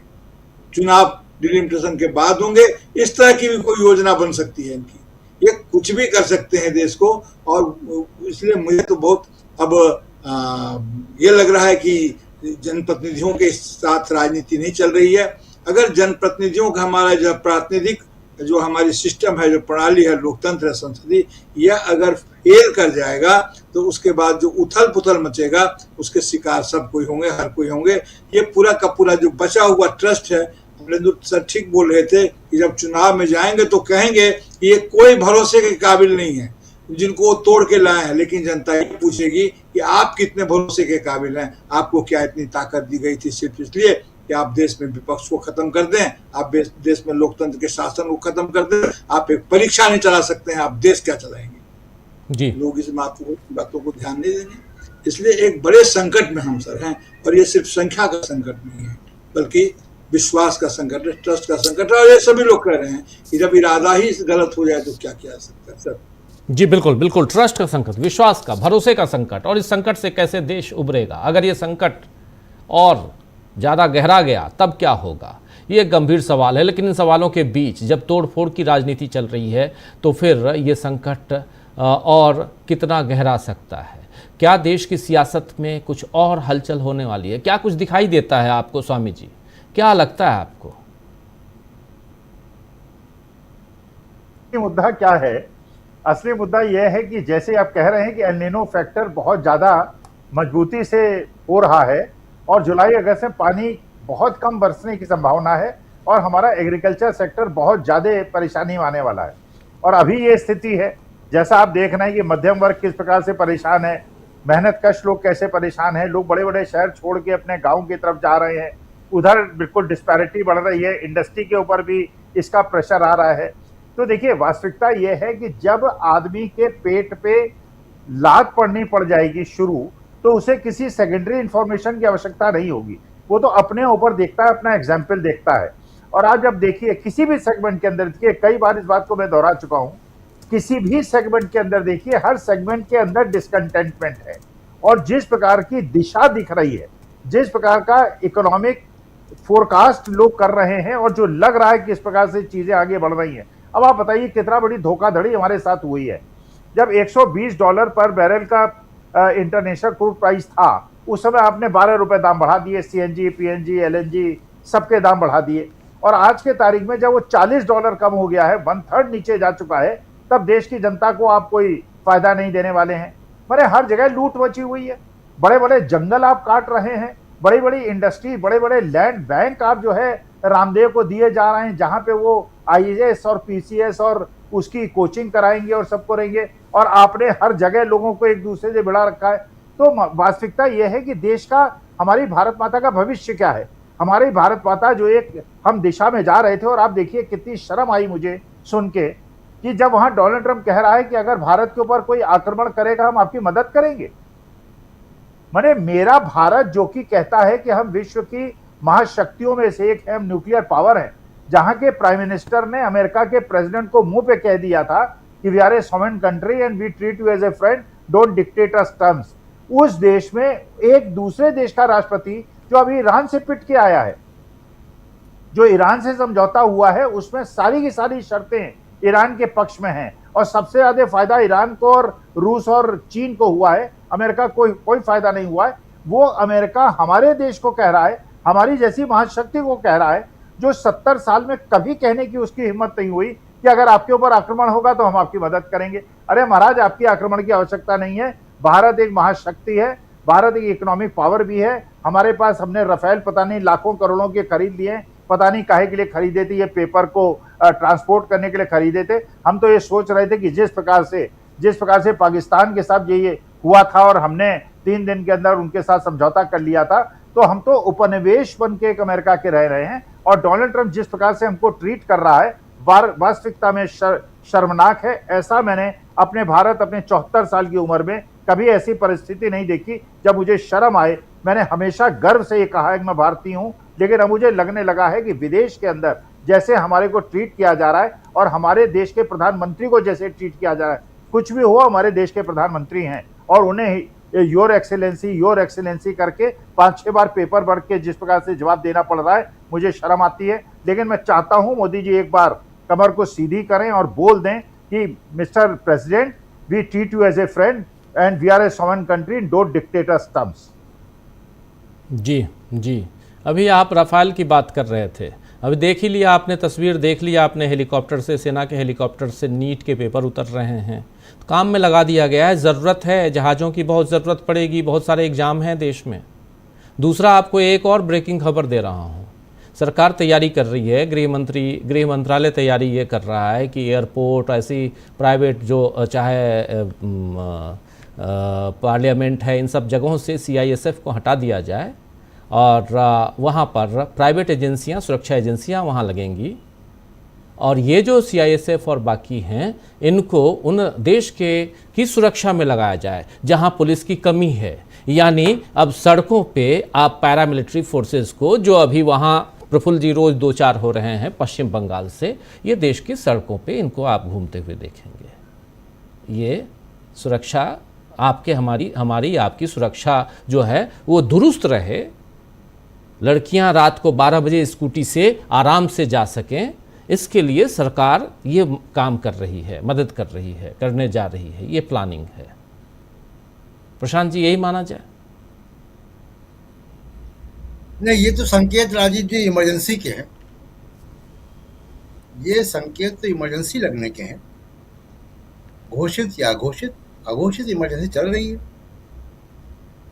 जहां पे किसी की आज़ादी को आप छीन सकते हैं कभी भी चाहेंगे। तो अगर नाम में आपके मोहम्मद लगा है, खान लगा है, तो वैसे ही आप खतरे में से खाली नहीं है। ये तो स्थिति यहाँ पे आ चुकी है, चाहे वो फोर्सेस का मामला हो, चाहे कोर्ट का मामला हो। अदालत में जो न्याय की मूर्ति है, उसकी आंखों की पट्टी हटा दी गई थी चंद्रचूड़ के रहते समय, तो अब न्याय की मूर्ति को हिंदू मुसलमान दिखता है। अफसोस की बात है। तो इस देश में राजीव जी, जो हमारे संविधान के निर्माताओं ने, जो कि फ्रीडम फाइटर भी थे, सब के सब, उन्होंने सेपरेशन ऑफ पावर की व्यवस्था की थी और उनको मालूम था कि जो सरकार होती है वो बहुत शक्तिशाली होती है, उसके बाद पुलिस होती है, एजेंसियां होती हैं, तो पार्लियामेंट को स्वायत्त जगह हो, स्वायत्त स्थान हो और सुप्रीम कोर्ट का, न्यायपालिका का स्वायत्त स्थान हो। अब हुआ यह है कि मोदी सरकार के समय ये सब खत्म हो गई हैं दीवारें। तो संविधान की जो दीवारें संविधान ने बनाई थी, वो संविधान की दीवारें इन लोगों ने गिरा दी हैं। संविधान की चौकीदारी करने का काम सुप्रीम कोर्ट का है। अगर संविधान की अवहेलना हो रही है, संविधान लागू नहीं हो रहा है, तो या तो चौकीदार सो रहा है या चौकीदार की सहमति है जोर से। सिंपल सी बात है, इसमें कोई गुणा भाग है ही नहीं। तो यही आप राम मंदिर के ट्रस्ट में भी देख लीजिए क्या हो रहा है कि जिनकी जिम्मेदारी थी उनके नाक के नीचे अगर ये हो रहा है, या तो वो सो रहे थे या शामिल है उसमें। कहीं भी जब चोरी होगी तो सबसे बड़ा जो हम देखते हैं कि जो जिस संस्था का हम चुनाव आयोग की बात कर लेते हैं, हम ईडी की बात करते हैं, सीबीआई की बात करते हैं, सबसे ज्यादा गिरावट जिस संस्था में आई है वो हमारी न्यायपालिका है, वो सुप्रीम कोर्ट है। और वो बड़े अफसोस के साथ कहना पड़ता है कि वो नागरिक अधिकारों की रक्षा नहीं कर पा रहे हैं,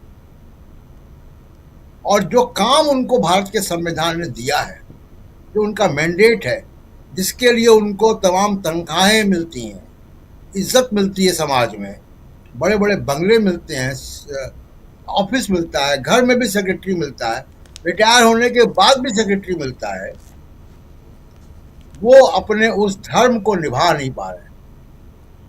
महाराष्ट्र में शिवसेना के टूटने का जजमेंट रिजर्व है। कब से रिजर्व है? कितने साल तक वो रिजर्व रहेगा? ये सुप्रीम कोर्ट बताए कि उस फैसले को कब सुनाने जा रहे हैं वो। जब सब तहस नहस हो जाएगा, जब इमारत जल चुकी होगी, तब फायर ब्रिगेड आई घंटी बजाती हुई, या ये कोई 80 और 90 दशक की हिंदी फिल्म है जहाँ पे पुलिस आखिरी रील में आती है। तो बहुत ही दुर्भाग्यपूर्ण है कि जिस तरीके से सुप्रीम कोर्ट अपना कर्तव्य नहीं निभा पा रहा है। और केस बाई केस, अभी आपने मीनाक्षी नटराजन केस का जिक्र किया, मीनाक्षी नटराजन का केस बिल्कुल ओपन एंड शट केस था, बल्कि मजाक उड़ गया सुप्रीम कोर्ट का कि जिस दिन उनका फैसला आया उसके अगले दिन जिस आधार पर फैसला उन्होंने किया, जिस आधार पर मीनाक्षी नटराजन का नामांकन रद्द किया गया, उस कोर्ट ने अपना नोटिस वापस ले लिया। मतलब ये तो इतना इमेजिनेशन तो चुटकुला लिखने वाला भी नहीं कर पाएगा राजीव जी। ये कोई मजाक चल रहा है देश के साथ, डेमोक्रेसी के साथ, और सुप्रीम कोर्ट बैठा हुआ कि हम इंटरवीन नहीं करेंगे, पूरी इमारत जल जाएगी तब हम फायर ब्रिगेड लेकर आएंगे। ये बड़ा अजीब सा लॉजिक है, और इसमें मैं मानता हूं कि सबसे ज्यादा, भी देखिए पूरे मीडिया में झूठ चल रहा है, to third.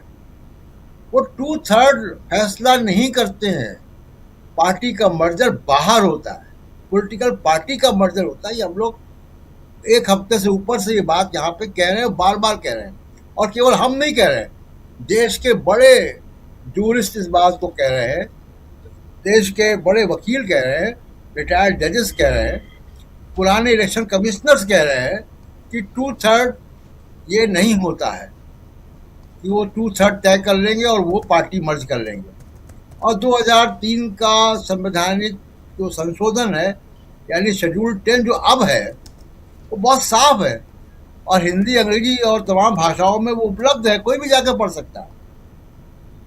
Ashok Desai versus principal secretary government of Maharashtra में जो जजमेंट है उसमें बहुत साफ है। उसके बाद अगर कलकत्ता हाई कोर्ट कोई फैसला कर रहा है तो फिर मैं मानूंगा कि वो फैसला जो है वो राजनीति से प्रभावित फैसला, जी। वो लॉ की मेरिट पर नहीं है, वो संविधान की मेरिट पर नहीं है। आप एक पक्ष ले रहे हैं, और आप भारत की संवैधानिक डेमोक्रेसी को ऐसे फैसलों से कमजोर कर रहे हैं। जी राजीव जी, बिल्कुल आप सही कह रहे हैं। ये बहुत महत्वपूर्ण यहाँ पे बातें हम लोग कर रहे हैं, और उसमें भी देश की सियासत में क्या होने जा रहा है इस तोड़ फोड़ की राजनीति के बाद, इसके साथ साथ, और दूसरी तरफ राहुल गांधी जोड़ने की राजनीति कर रहे हैं, युवाओं को जोड़ रहे हैं, बाकी लोगों को जोड़ने का काम भारत जोड़ो यात्रा, और यहाँ तोड़ो यात्रा बीजेपी कर रही है। पार्टी तोड़ो यात्रा बनाम भारत जोड़ो यात्रा। डॉक्टर राकेश पाठक जी, डॉक्टर साहब, भारत जोड़ो यात्रा जो अभी तक चला ही रहे हैं राहुल गांधी, पार्टी तोड़ो यात्रा, कौन आगे कौन पीछे और देश की जनता कहाँ जो भेजती है संसद में, विधानसभा में। राजीव जी, आपने और प्रशांत जी ने देश की अदालतों से बहुत नाउम्मीदी दर्ज की है, और ये नाउम्मीदी सिर्फ आपकी नहीं है, ये पूरे देश की है। लोग अब अदालतों को किस नज़र से देखते हैं उसके बारे में हमारे भोपाल के एक शायर हैं विजय तिवारी, बहुत अच्छी उन्होंने गज़ल लिखी है, अभी कही है कुछ दिनों पहले ही, उसमें से एक दो शेर अर्ज करना चाहता हूँ। सुनो मुंसिफ, मुंसिफ कहते हैं मजिस्ट्रेट को, न्यायाधीश को, सुनो मुंसिफ जहां के सामने जब फैसला रखना, तो जुम्मन शेख अलगू चौधरी सा आईना रखना, तुम्हारे घर से रोशन हो पड़ोसी का भी घर आंगन, अंधेरे में किसी ऐसी जगह अपना दिया रखना। अब आखिरी बात सुन लीजिए सर, जहां कानून अंधा हो, जहां इंसाफ गूंगा हो, जहां कानून अंधा हो, जहां इंसाफ गूंगा हो, वहां क्या इल्तिजा करना, वहां क्या आसरा रखना। तो राजीव जी, प्रशांत जी, अब इन अदालतों में इल्तिजा करना, उनसे कोई आसरा रखना सचमुच में बेमानी हो चुका है। आपने ठीक कहा कि न्याय की देवी की आंखों से पट्टी हटा दी गई है, तो विजय तिवारी यही तो कह रहे हैं, अगर पट्टी हट गई है तो जरा देखकर फैसला कीजिए। जुम्मन शेख और अलगू चौधरी पंच परमेश्वर की याद रखिए, लेकिन अब देखकर ही फैसला हो रहा है, इसलिए जुम्मन के साथ इंसाफ तो नहीं हो रहा, अब्दुल के साथ तो इंसाफ नहीं हो रहा, संविधान के साथ इंसाफ नहीं हो रहा, सीधी सीधी डकैती हो रही है लोकतंत्र और संविधान की। और सुप्रीम कोर्ट वो जो पट्टी न्याय की मूर्ति से हटी थी, वो अपनी आंखों पर बांध चुका है। दो तीन बातें संक्षेप में करना। एक तो प्रफुल्ल कुलख्यान जी बार बार ट्रस्ट ट्रस्ट शब्द का इस्तेमाल कर रहे थे। बाबू मोशाय, ये ट्रस्ट भरोसे वाला है, लेकिन वो भी तो एक ट्रस्ट है जो राम मंदिर के कर्ता धर्ताओं की देख रेख में बना हुआ है। आपके इस ट्रस्ट कहने से लोगों को उसकी भी याद आ जाएगी कि राम मंदिर का ट्रस्ट किस तरह से मंदिर को लूटने में लगा हुआ है। एक तस्वीर, एक छोटा सा वीडियो डॉक्टर साहब हम लोग बार बार दिखा रहे हैं। नीट परीक्षा के पेपर लेकर वायुसेना सेना के हेलीकॉप्टर गए हुए हैं जी। राजीव जी, दुनिया के इतिहास में पहली बार ऐसा हो रहा है कि कोई परीक्षा किसी देश की वायुसेना और थल सेना करवा रही है। C-17 ग्लोब मास्टर 3 दुनिया का सबसे बड़ा मालवाहक विमान माना जाता है। राजीव जी, उसमें टैंक तक ले जाए जा सकते हैं, उसकी क्षमता इतनी ज्यादा है। संभवतः 1991 में वो इंट्रोड्यूस हुआ है और भारत में शायद 2011 में आया। दुनिया के सैन्य इतिहास में पहली बार हो रहा होगा कि C-17 ग्लोब मास्टर परीक्षा के पत्र पर प्रश्न पत्र लेकर उड़ा और पटना में उसने लैंड किया है। और मजेदार बात देखिए, इन विमानों में जो पर्चे भेजे गए हैं उनमें डिजिटल लॉक लगे हुए हैं, उनमें GPS लगाया गया है, उन पेटियों में जिनमें पर्चे रखे हुए हैं उनको ट्रैक किया जा रहा है लगातार। दुनिया किस कदर खिल्ली उड़ा रही है, इसका एक सबूत है टेलीग्राम के कर्ता धर्ता के ट्वीट। किस तरह मखौल उड़ा रहे हैं वे कि आप 150 मिलियन लोगों के हक को मारकर सिर्फ पेपर लीक को रोकने के लिए टेलीग्राम को बंद कर देंगे। 10वीं 12वीं में पढ़ने वाला विद्यार्थी भी जानता है कि पेपर लीक टेलीग्राम के बंद होने से नहीं रुक सकता।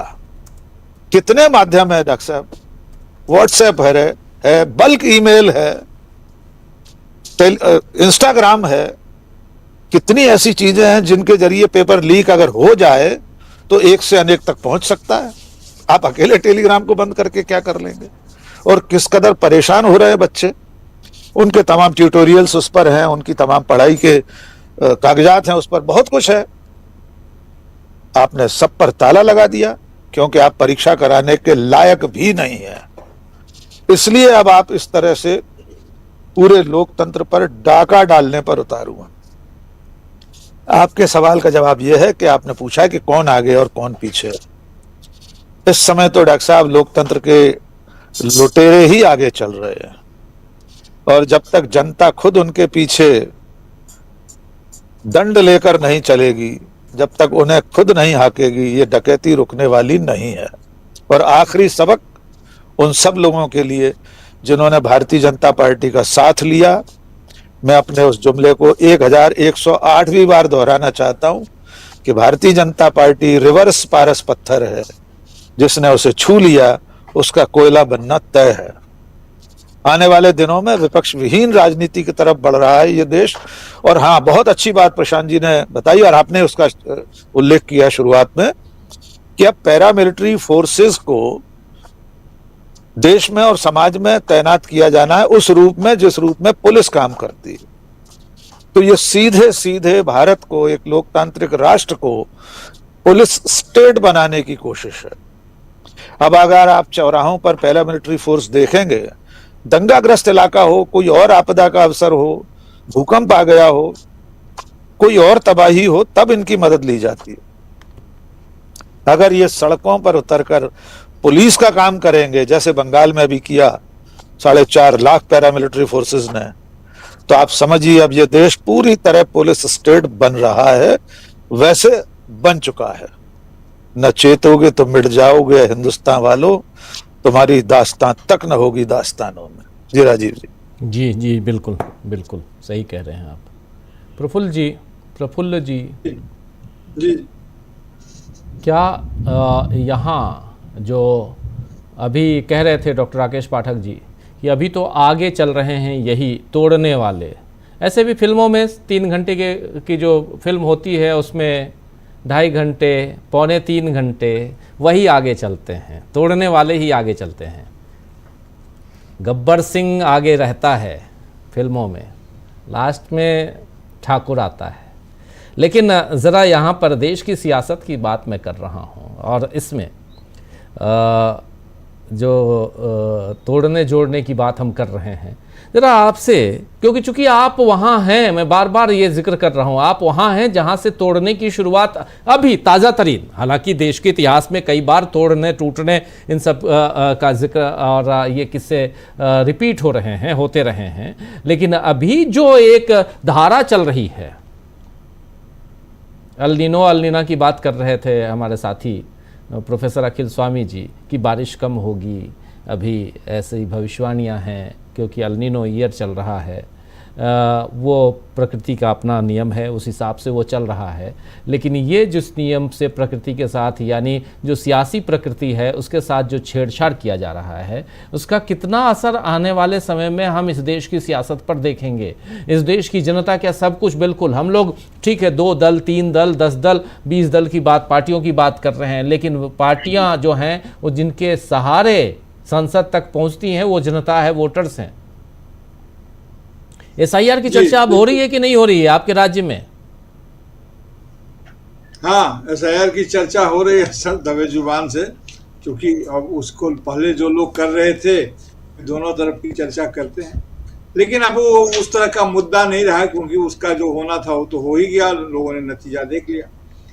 देखिए राकेश सर ने बहुत, तमाम साथियों ने, आपने, हमारे प्रशांत सर ने भी कहा, लोगों ने कहा कि पुलिस, देखिए पुलिस सिस्टम में क्या होता है, ये कैसे अपना देश पुलिस सिस्टम में बदल चुका है। पुलिस सिस्टम में ये कहा जाता है कि हर आदमी दोषी है, हर आदमी दोषी है, उसे बस साबित करने की जरूरत है। इसीलिए पुलिस कहती है सबसे पहले कि संदेह के बाहर कोई नहीं है, जबकि सिविल सिस्टम कहता है कि हर आदमी निर्दोष है जब तक कि उसे दोष सिद्ध नहीं किया जाता, अनटिल प्रूवन गिल्टी। तो ये दोनों का अंतर है। ये पूरे देश को, पूरे नागरिक को, आपने SIR की चर्चा की, SIR का माध्यम क्या था? SIR में यही तो नतीजा था कि पूरे देश के नागरिकों को ये सिद्ध कर दिया गया कि नहीं जो है सो आप संदेह के घेरे में हैं कि आप नागरिक हैं कि नहीं हैं। और जब संदेह के घेरे में आपने डाल दिया तो पुलिस स्टेट तो हो ही गया। मेरे कहने का आशय सिर्फ यहाँ पर यह है कि हम उस खतरनाक स्थिति की तरफ लगातार बढ़ रहे हैं। राहुल गांधी ने जब कल कहा था, यकीन मानिए जो ध्वनि मेरे पास आई, उन्होंने जब कहा कि इशू नेशनल इशू है, तो उसका मतलब ये था कि इन समस्याओं का हल चुनावी हल नहीं है। ये रेसिस्टेंस जो है, सो पीपुल्स रेसिस्टेंस किसी भी डेमोक्रेसी में जरूरत उसकी होती है। आज के हमारे डेमोक्रेसी में कांग्रेस के जैसे भी शासन रहे हों, लेकिन लोगों का भरोसा उस पर था, और जो पब्लिक रेसिस्टेंस है उस रेसिस्टेंस को अलाउ भी किया जाता था। आजकल पब्लिक रेसिस्टेंस का कोई वैल्यू ही नहीं रह गया है। तो राहुल गांधी ने ये कहा अपने भाषण में, जो कहा रेसिस्टेंस कम्युनिटी की पब्लिक रेसिस्टेंस की जरूरत है, सिर्फ पॉलिटिकल रेसिस्टेंस से इस देश को इस संकट से उबारना मुश्किल है। तो इसीलिए वो सिविल सोसाइटी की बात वहां पर है, और फिर भी गांधीवादी आदमी है तो सिविल रेसिस्टेंस की ही बात होगी नागरिकों की। वो किसी इस प्रकार का आह्वान नहीं कर रहे, और इसलिए वो जेएनजी को किसी हिंसा का संदेश नहीं दे रहे हैं। राहुल गांधी ने जो सबसे बड़ा संदेश कल दिया वो ये दिया कि इस तरह की परीक्षाओं में, जहां पर लाखों प्रतिभागी होते हैं, जिनमें 100, 10, 150, 1000 लोग निकलते हैं, इतनी कड़ी व्यवस्था जहां है, वहां पर जब हताश होने की जरूरत नहीं है, असफल होने के जोखिम को उठाने का साहस लेकर के ऐसे मामले में, ऐसी परीक्षाओं में आगे जाना चाहिए। उन्होंने ये भी कहा कि शिक्षा को लोगों के अनुकूल बनाना चाहिए, न कि शिक्षा को इतना संकुचित कर देना चाहिए कि 4-5 ऑप्शन ही लोगों को दिखें। जब सारे ऑप्शन का अर्थ होता है दिखना, ऑप्ट करना। जब बहुत सारे ऑप्शन दिखेंगे, सरकार ने तमाम ऑप्शनों को मार दिया है, विकल्पों को मार दिया है, और विकल्प उभर नहीं रही। हमारी शिक्षा नीति में 4-5 पेशा है, उसी में लोग रहते हैं। तो राहुल गांधी ने यह भी कहा कि पब्लिक रेसिस्टेंस से उस भरोसे को जीतना है, और हार का जोखिम उठाते हुए, अगर असफलता का जोखिम उठाते हुए ऐसे कठिन संघर्ष में परीक्षार्थियों की कूदना, और परीक्षा के केंद्र में तो देश और लोकतंत्र भी है। ये लोकतंत्र की भी परीक्षा की घड़ी है सर। जी, देखते हैं लोकतंत्र की परीक्षा की घड़ी, ये बहुत इंपॉर्टेंट बात, आखिरी लाइन आपकी, और देखते हैं कि ये लोकतंत्र यानी जनता जो है वो कितनी मजबूती के साथ फाइट करती है उन लोगों से, उन गद्दारों के साथ, उन बेशर्मों के साथ जो आज की तारीख में सियासत को गंदा कर रहे हैं। चलिए चर्चा को समाप्त करते हैं यहीं। बहुत बहुत शुक्रिया प्रफुल्ल जी, बहुत बहुत शुक्रिया प्रशांत जी, डॉक्टर राकेश पाठक जी और अमलेंदु जी, साथ में जुड़े थे हमारे साथी प्रोफेसर अखिल स्वामी जी। आप सबका शुक्रिया, बहुत बहुत शुक्रिया। आप लोग जुड़े रहे, अपनी बातों, अपने विचारों को आप लोगों ने यहाँ पहुँचाया। और KG वर्गीस साहब लिख रहे हैं कि प्रफुल्ल साहब की फ़िलॉसफी जो है, साहब का फ़िलॉसफी बहुत बढ़िया है, मुझे पसंद है, लिख रहे हैं। राजकुमार थोपलियाल हैं, स्वर यात्री हैं हमारे साथ गीता लुसिस जी हैं, और AK हैं हमारे साथ, सईद नईम साहब, दीपक शिंदे जी जुड़े हुए हमारे साथ,